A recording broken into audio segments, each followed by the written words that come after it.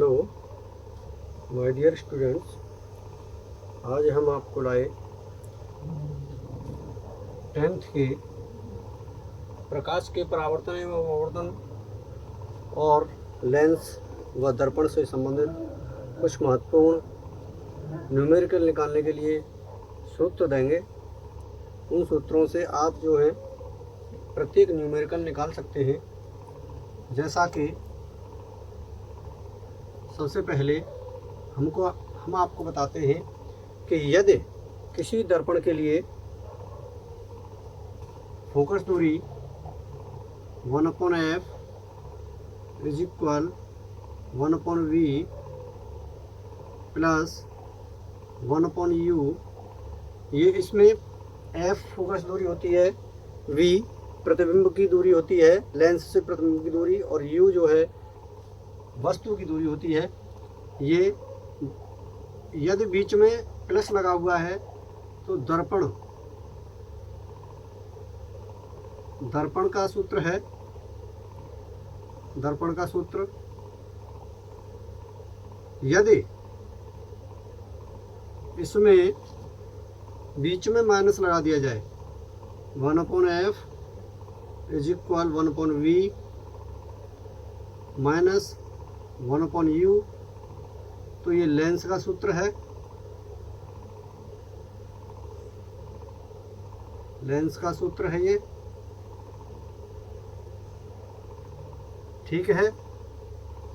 अगला नंबर, यदि हमें लेंस की दूरी और वस्तु की दूरी दी हो तो पूछ सकता है कि दर्पण या लेंस की रेखीय क्षमता क्या होती है।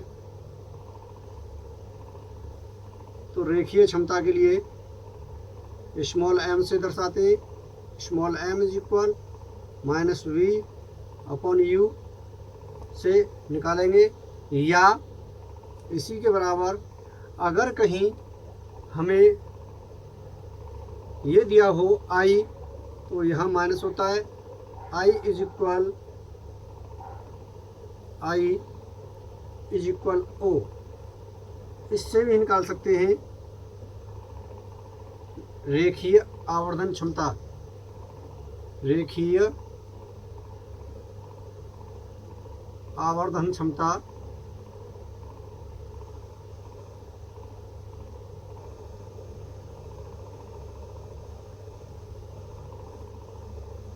ठीक है।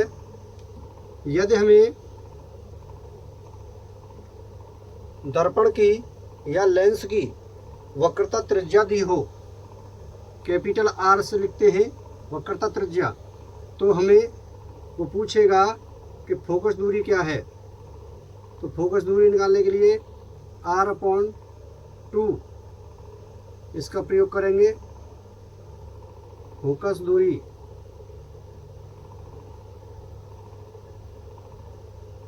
दूरी निकालने के लिए, ठीक है।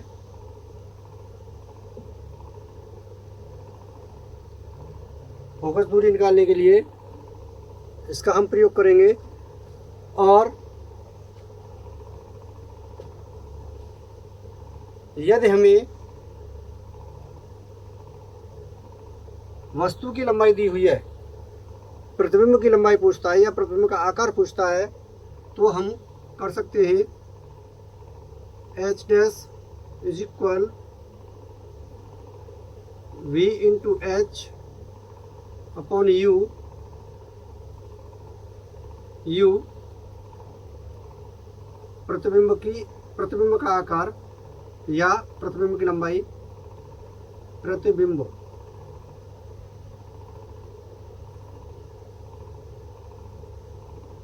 का आकार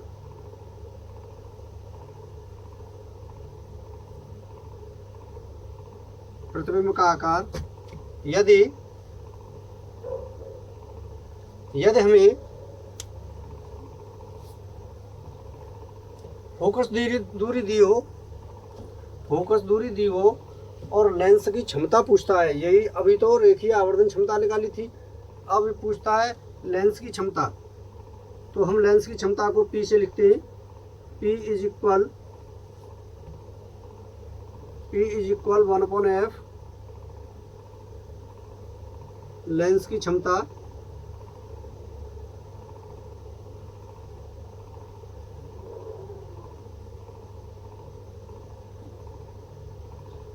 क्षमता लिखते हैं। यदि यहाँ पर देखिए, ध्यान रखें, ये जो एक है 1 मीटर में दिया हुआ है। यदि हमें फोकस दूरी सेंटीमीटर में दी होगी तो यहाँ पर 1 का 100 सेंटीमीटर लिख लेंगे, क्योंकि 100 सेंटीमीटर बराबर 1 मीटर होता है, ध्यान रखेंगे। तो इसके लिए यदि आप ध्यान रखें, यदि हमें अपवर्तन के द्वारा, ये तो प्रकाश का परावर्तन के द्वारा थे सभी, अपवर्तन में क्या जाता है, किसी माध्यम का किसी दूसरे माध्यम के सापेक्ष अपवर्तनांक ज्ञात करना होता है। तो देखिए, अपवर्तनांक के लिए अपवर्तनांक को स्मॉल n से दर्शाते हैं। कहीं कहीं क्या हो जाता है कि ये n की टांग को लंबा कर दिया जाता है और ये क्या कर दिया जाता है, पहले पदार्थ के सापेक्ष दूसरे पदार्थ का अपवर्तनांक कितना होगा। तो ध्यान रखें, ये जो पहला पदार्थ है यहाँ नंबर 1 है, इसको हम बटे में आगे लेकर चलेंगे, इसको सापेक्ष वाले को ऊपर लेकर चलेंगे। तो ये हो जाएगा n2/n1 अपवर्तनांक होता है, अपवर्तनांक।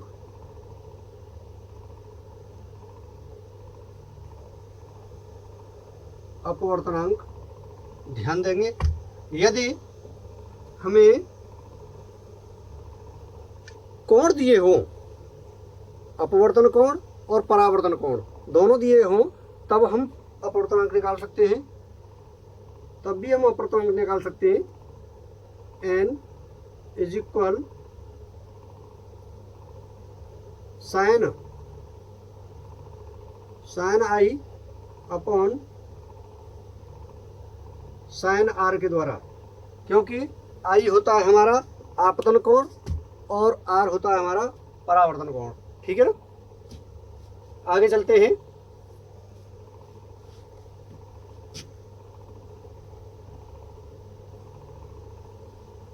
ये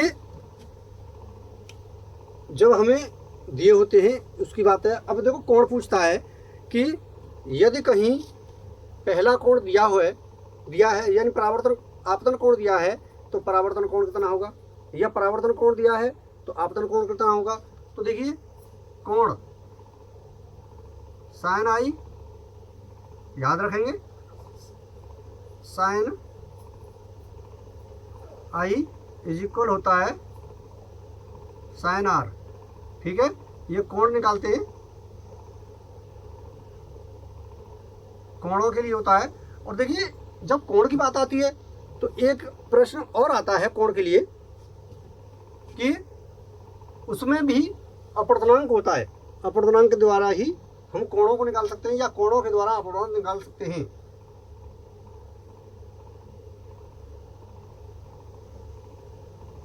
n is equal sign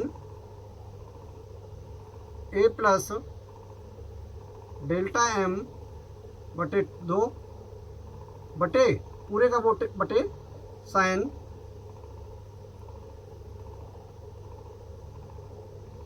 a/2।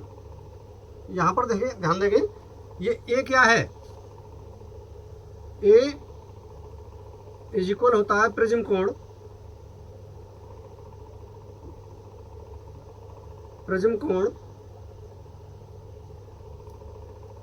और डेल्टा m होता है विचलन कोण,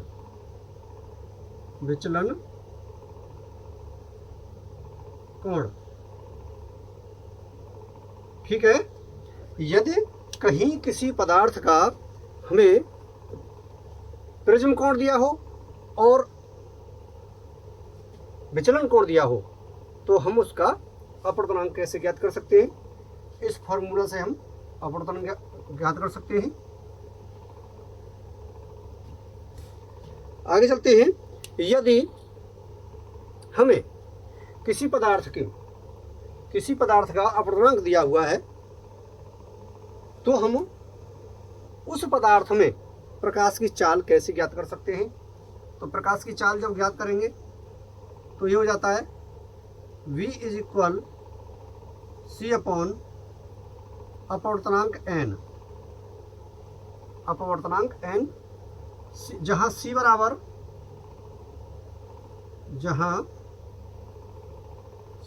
होता है 3 × 10⁸ मीटर प्रति सेकंड, ये निर्वात में प्रकाश की चाल होती है, और n इज इक्वल होता है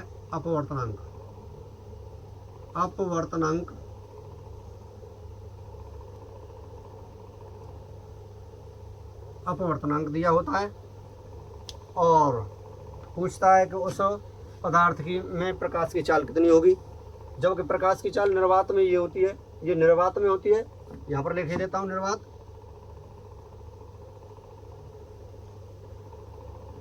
निर्वात, ठीक है,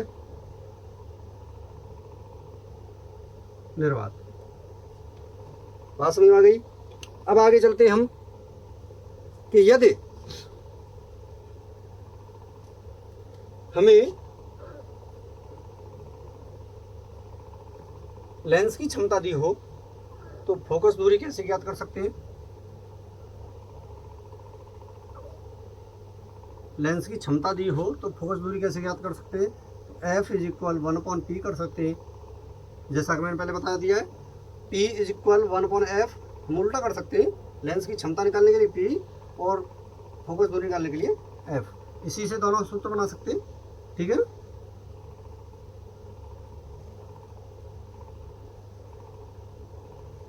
फोकस दूरी के लिए यह सूत्र लिख सकते हैं।